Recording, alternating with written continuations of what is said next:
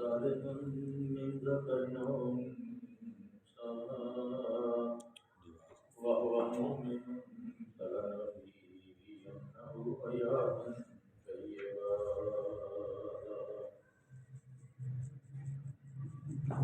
ولنجزينهم أجرهم بأحسن ما كانوا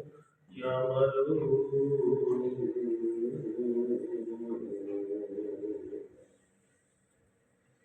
فإذا قرأت القرآن فاستعذ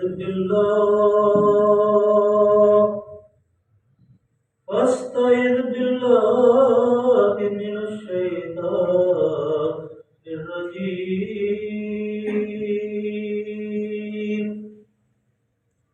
إنه ليس له سلطان على الذين آمنوا وعلى ربهم يتوكلون إنما سلطانه على الذين يتولونه والذين هم به مشركون وإذا بدلنا آية مكان آية والله أعلم بما ينزلون قالوا إنما أنت مفتر بل أكثرهم لا يعلمون قل نزله روح القدس من ربك بالحق ليثبت الذين آمنوا وهدى وبشرى للمسلمين ولقد نعلم أنهم يقولون إنما يعلمه بشر لسان الذي يلحدون عليه أعجمي وهذا لسان عربي مبين صدق الله العلي العظيم وصدق رسوله النبي الكريم ونحن على من الشاكرين والحمد لله رب العالمين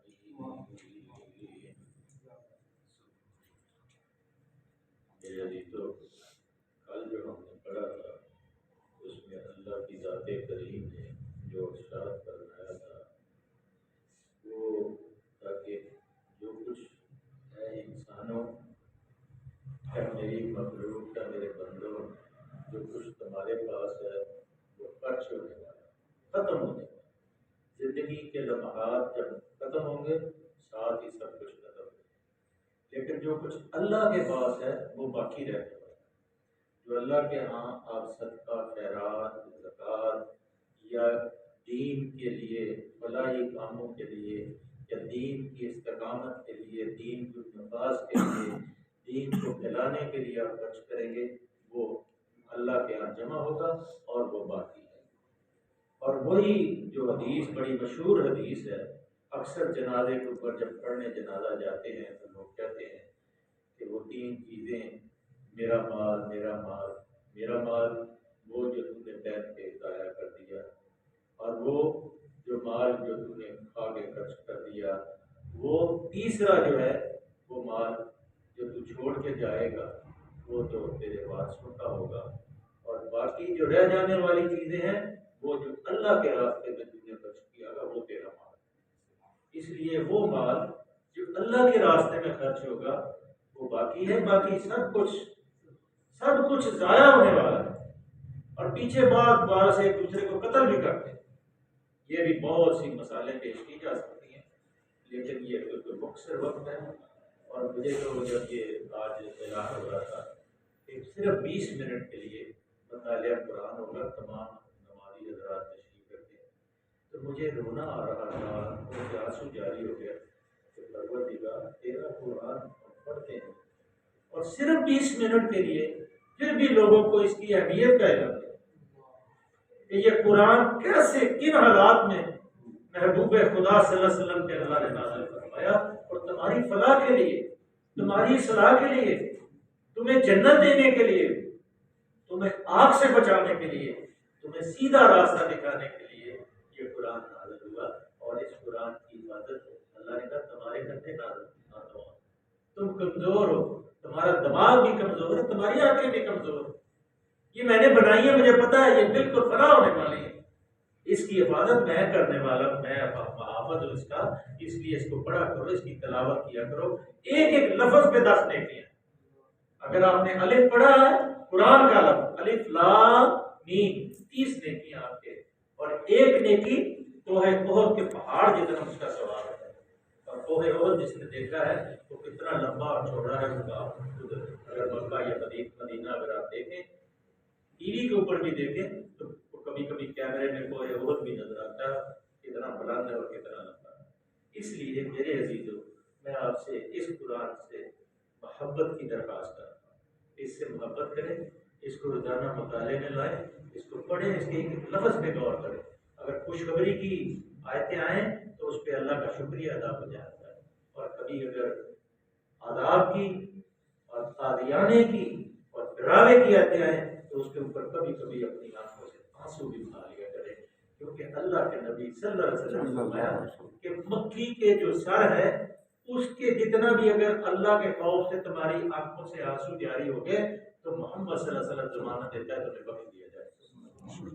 یہ چھوٹی سی گزارش ہے، جتنے یہاں ساتھی بیٹھتے ہیں آپ کے دل میں درد ہے، محبت ہے قرآن سے، تو اس کا مطالعہ ضرور کیا۔ یہ میں تو ایک رسمی ایک عام سا میں پڑھ کے آپ کو سناتا ہوں، پڑھ کے اس دیکھ کے سارا کچھ بات کرتا ہوں، تو اس لیے اس سے محبت کریں، اس کو پڑھیں، اس کو اپنے دل کے اندر جگہ دیں، اور کبھی کبھی تنہائی میں آنسو بھی بہایا کریں۔ اللہ یہ تیرا قرآن ہے، یہ احسان، یہ نعمت عطا فرمائی، یہ بڑا احسان ہے۔ تو یہ ہم نے جو پڑھا تھا پیر کے دن، جو کل گزر گیا دن، اس میں یہ پڑھا تھا کہ جو کچھ آپ کے پاس ہے وہ فنا ہونے والا ہے، اور جو اللہ کے پاس ہے وہ باقی ہے۔ آج اللہ تعالیٰ نے ایک دنیاوی فکرہ ہے، ہر آدمی جو دنیا دار ہے، جو دنیا کے اندر ہی ہر چیز کو دنیا کے پیمانے سے، مادیت کے پیمانے سے ناپتا ہے، اس کے بارے میں اللہ نے فرمایا وَلَنَجْزِيَنَّ الَّذِينَ صَبَرُوا أَجْرَهُم بِأَحْسَنِ مَا كَانُوا يَعْمَلُونَ۔ ہم ضرور صبر سے کام لینے والوں کو ان کے اجر ان کے بہترین اعمال کے مطابق دیں گے۔ صبر سے کام لینے والوں کو یعنی ان لوگوں کو جو ہر طمع اور خواہش سے بالا تر ہو کے مصائب اور مشکلات کو برداشت کریں گے، اس قرآن کو اپنے سینے کا دور بنائیں گے، آنکھوں کی ٹھنڈک بنائیں گے، ہم ان کے لیے بہترین آسانی ماں کامیاب ہو، ان کے جو نیک اعمال ہیں ان کے ہر شخص کو اس نیک عمل کا بدلہ جو ہے، مرد ہو یا عورت، بشرطیہ کہ ہو وہ مومن، اسے ہم دنیا میں بھی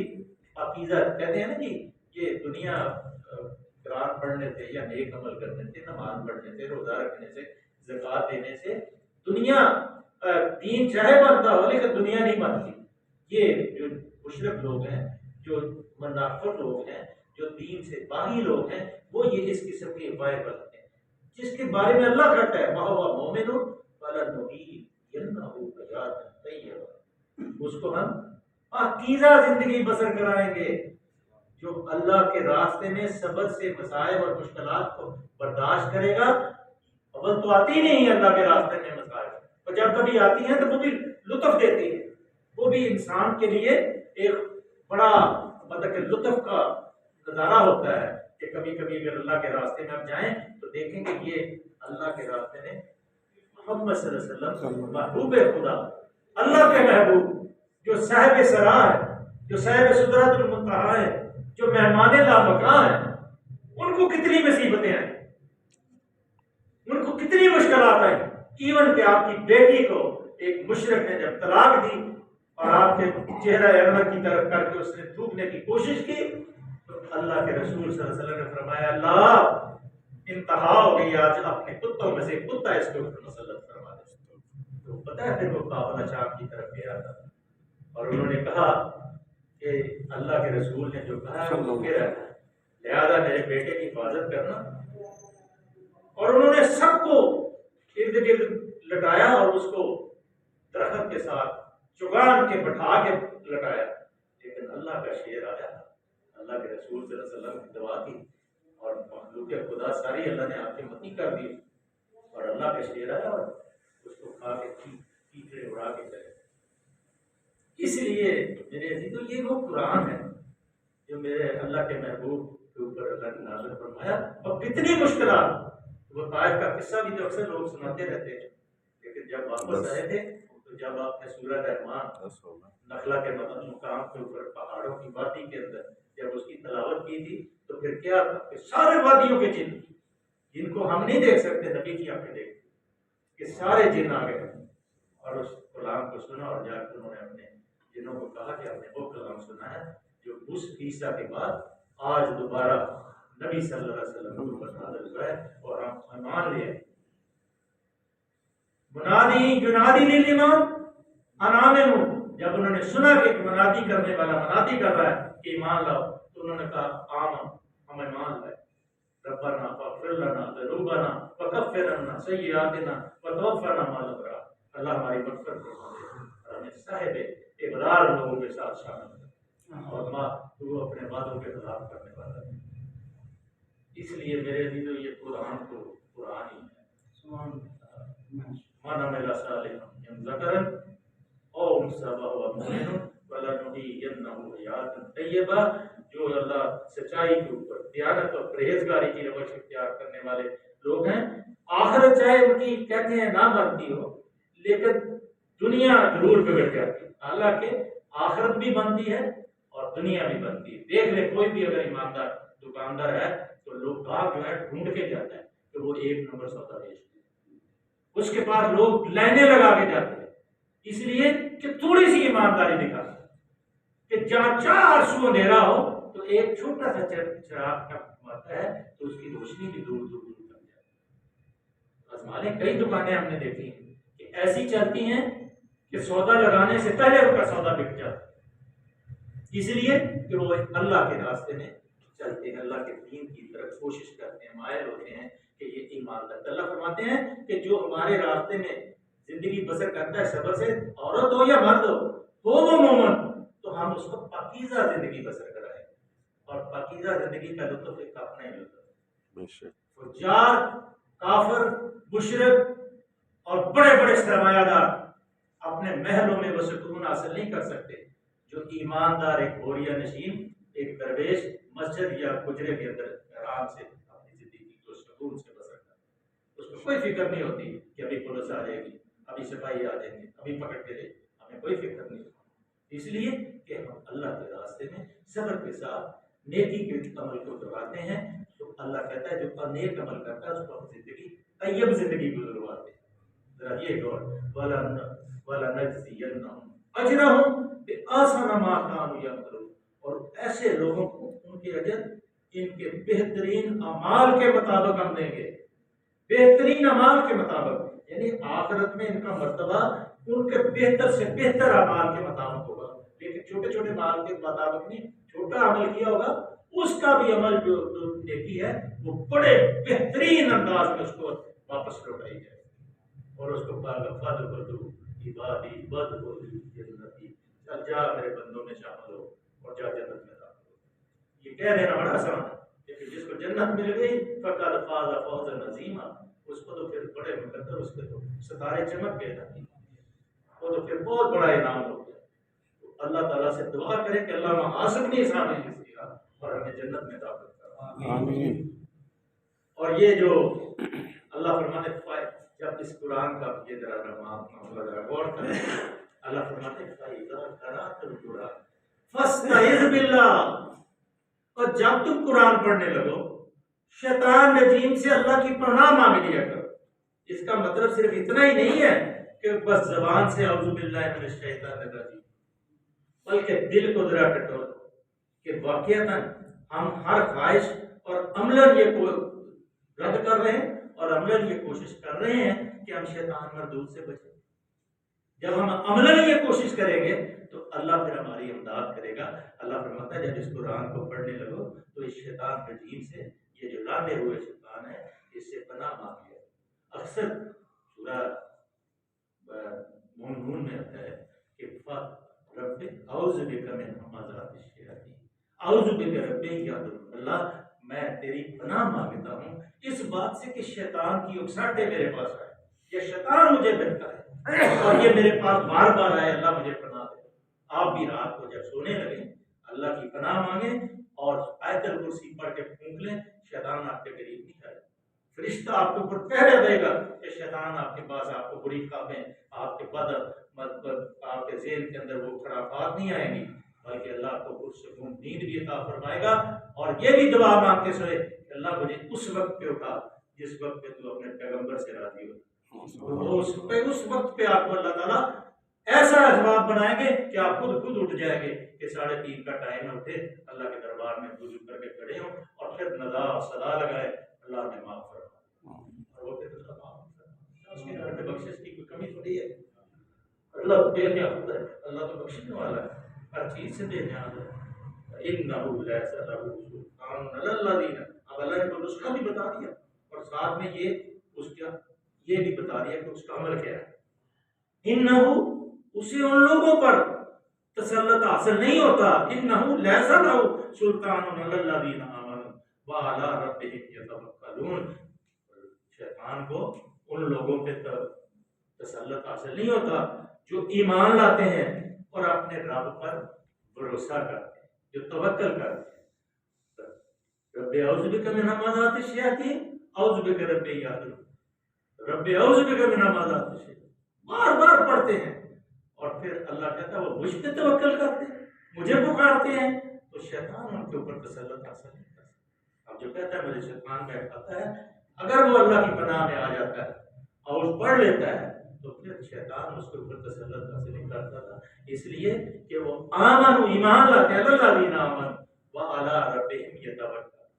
لا الہ الا علیہ توکل وہو رب العرش العظیم. جب وہ آدمی کہتا ہے کہ اللہ تیرے سوا کوئی عبادت کے لائق ہے نہیں، تو میرا رب ہے، تو میرا رب ہے، تو میرا مالک ہے، تو میرا رازق ہے، تو عظیم ہے، کریم ہے، میں للیم ہوں، میں مملوک ہوں، تو مالک ہے. جب اس کے سامنے دعا کرتا ہے تو اللہ کہتا ہے اس کو اوپر شیطان، اللہ کہہ رہا ہے، ضمانت دے رہا ہے کہ اس کے اوپر شیطان تسلط حاصل نہیں کرتا. وَعَلَىٰ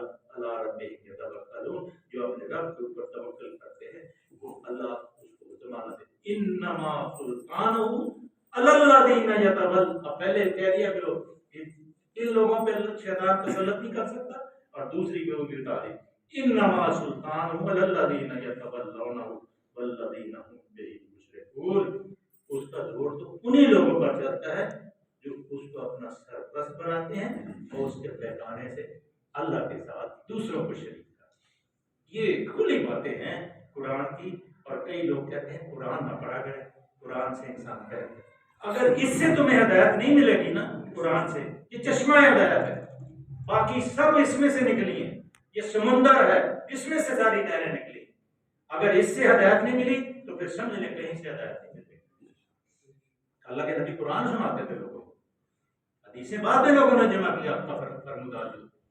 والنجم اذا ہوا وما ينطق عن الهوى ان هو الا وحی یوحی. اللہ کے نبی بولتے ہی نہیں ہیں جب تک اللہ کا فرمان نہ ہو، اس لیے جو آپ بولتے تھے وہ بھی وہی تھا. اس لیے وہ بھی ضبط تحریر میں وہ بخاری پڑھی ہے، وہ مشکوات پڑھی ہے، وہ دوسری حدیثیں کوئی کتابیں پڑھی ہیں، سب حل. اور ایک حدیث کا کون راوی ہے، کہاں سے شروع ہوئی، اس کا باپ کون تھا، اس کا دادا کون تھا، پوری اس کا پہلے شجرہ نسب لیا جاتا ہے، تو پھر اس حدیث کو ضبط تحریر میں. اور جو حدیث کے منکر ہیں اصل میں وہ قرآن کے منکر ہیں. اس لیے وہ چاہتے ہیں کہ اس عمل کو ختم کر دیا جائے اور قرآن کے علم کو ختم کر دیا جائے اور سنت کو بدل دیا جائے. اگر سنت کو بدل دیں گے تو آپ عمل تشریح کسے کریں گے؟ اللہ کے رسول صلی اللہ علیہ وسلم نے عمل کر کے دکھایا. ہم عائشہ صدیقہ سے کیا پوچھا تھا کہ آپ کا ٹائم در دیکھ لیجیے، ہو گیا ٹائم، ہو گیا. الذین یتولون والذین هم بہ مشرکون، کہ ان لوگوں کا وہ سرپرست بنتا ہے جو اس کو اپنا سرپرست بناتے ہیں اور اللہ کے بہکاوے بیٹھ کے اللہ کے ساتھ دوسروں کو شریک کرتے ہیں. صدق اللہ العظیم و صدق رسول النبی الکریم ونحن علی من الشاہدین والحمد للہ. اللهم صل وسلم علی عبدک ورسولک وحبیبک سیدنا محمد النبی وعلی آلہ وصحبہ وبارک وسلم. اللہ ہمارے دل کی کیفیت کو بدل دے، ہمیں قرآن سے محبت ہمیں اپنا خوف عطا فرما دے. اللہ جب تیرا خوف ہمارے دلوں میں آ جائے تو اللہ ہمیں اس خوف کی وجہ سے اللہ ہمیں ایمان کی قوت عطا فرما. اللہ ہمیں ایمان کی قوت عطا فرما. اللہ ایمان اور یقین کی زندگی عطا فرما، آنے والے مسائل اور مشکلات سے بچا۔ اللہ جتنے ساتھی عزیز و کارم یہاں تشریف لاتے ہیں ان کو برکت کے نازل کروا، ان کو عافیت عطا فرما، ان کے حلال میں وسعت عطا فرما، حرام سے بچنے کی توفیق عطا فرما۔ اللہ زندہ مسلمانوں کو ہدایت عطا فرما، اللہ فوج کو فرما، اللہ آنے والے مسائل اور مشکلات سے محفوظ فرما، اللہ اس ملک کا دین کی خیر فرما، اللہ منقب پر رحم فرما، اللہ ہماری بدعمالیوں کی وجہ سے اللہ جو مسائل اور مشکلات آتے ہیں اللہ ہمیں معاف فرما، صلی اللہ